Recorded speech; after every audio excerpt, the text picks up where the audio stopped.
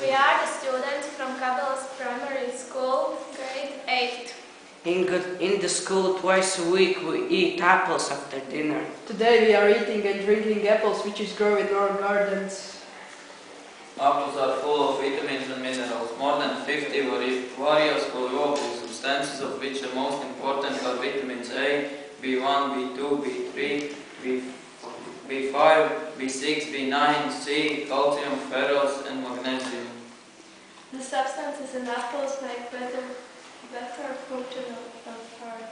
Apples also increase everybody's resistance of various diseases. Don't peel apple because exactly in peels there is much vitamin C. Definitely the apple juice is one of the most commonly used juice all over the world. You can drink it pure in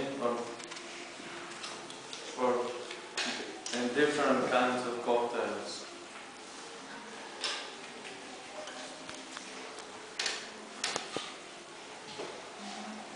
My mom makes